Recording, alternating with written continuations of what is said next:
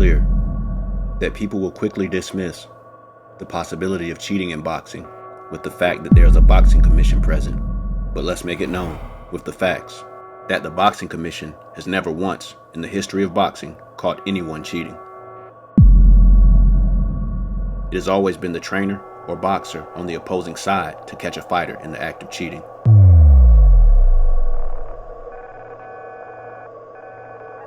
Someone cheating them for providing their greatness into the world.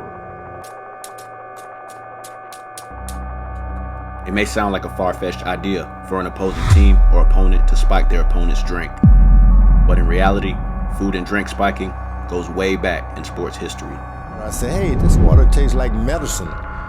And my trainer, Dick Sadler, said, same water as always, and I didn't want to make him feel bad. So I took another drink. I said, man, this water has medicine in it. Same water as always. He said, look, I'm taking a drink. And I took an ice, and that was different. The water was different that night. A simple search will tell you, drink spiking is the act of adding drugs or alcohol to someone's beverage without their permission. Some are willing to do anything and everything to sway the fight in their favor. One such way is through poisoning. Sometimes they will ask a favor from a person closest to the fighter to spike their water with poison. Not enough poison to kill them, but enough to incapacitate them to the point that all their skills will be useless inside the ring. We've seen this in basketball.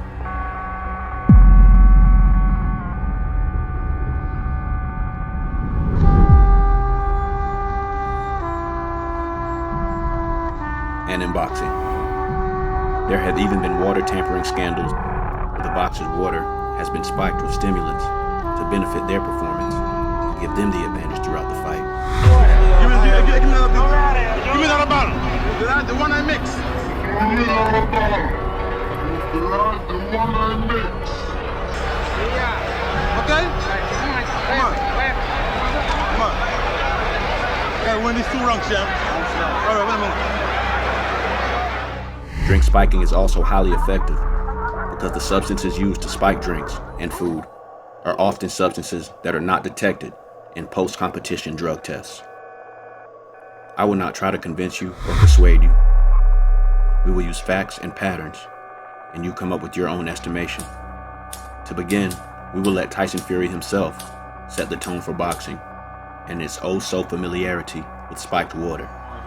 And listen, I had good information off of good resources not to touch anything in the changing rooms because they might try and drug you. Because they might try and drug you. Listen, I told you about these waters, didn't I? And I was dying for a drink, I was dehydrated. I could have drunk a 5-gallon drum of water, but I never. Because of the drug situation. Too smart for that lot. Listen, I told you about these waters, didn't I? To further solidify the use of drink spiking in boxing, Tyson Fury's camp immediately tells him not to accept water in Fury's dressing room immediately after the fight. Tyson Fury's brother, Shane Fury, awkwardly interrupts Tyson Fury's post-fight interview to very cautiously advise Tyson Fury, do not drink any more water as long as they're at the MGM Grand Garden Arena in Las Vegas, because it could be spiked, poisoned, or tampered with. Remember about the knockdowns in the first Don't drink no more water, because there's none of that. Don't drink no more water. This is none of that.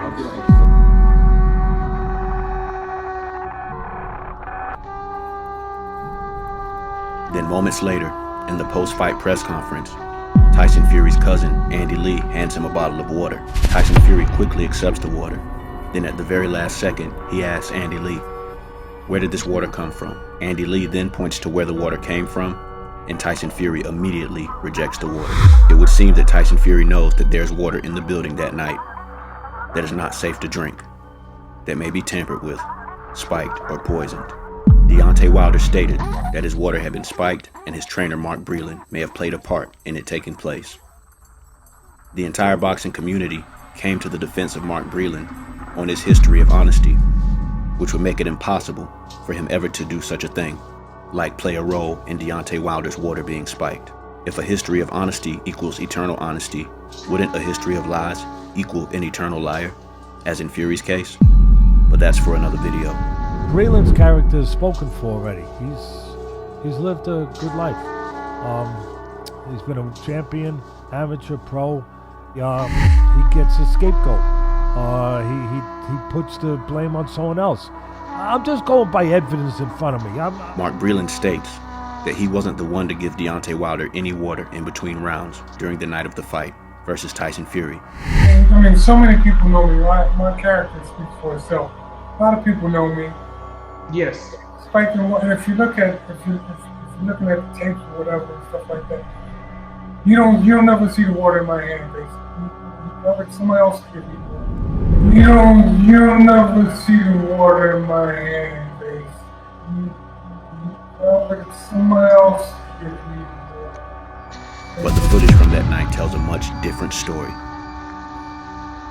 Mark Breland says he didn't give Deontay Wilder any water that night. Yet he did. You'll never see the water in my hand, basically. Somebody else give me water. You'll never see the water in my hand, basically. Somebody else give me water. Why would he clearly lie about who gave Deontay Wilder water in between rounds the night of the fight? To no surprise, Deontay Wilder isn't the first opponent to express that Tyson Fury tampered with their food and or water to gain an advantage in a boxing match. Tyson Fury versus Nevin Pikich at Event City, Trafford Park, Manchester for the Commonwealth British Heavyweight title, November 12, 2011. A fight which came to a questionable stoppage ending. August 16, 2012, in an article titled Nevin Pikich, I was poisoned the night before I fought Tyson Fury on BoxingInsider.com. On the night before his heavyweight bout with Tyson Fury in Manchester, England, Pikich ordered a meal from room service. He states, I made the biggest mistake having a meal in the hotel the night before the fight. I had cold sweats all night and diarrhea all night long. I didn't sleep a wink, 30 times on the toilet. Pikich is a proud warrior and says he didn't admit what happened until now because it sounds like a sore loser's excuse. But the truth is the truth, and given the circumstances, it seems amazing that the severely dehydrated Canadian champion even made it into the ring at all. They did it, I know, Pikich says about Fury's camp.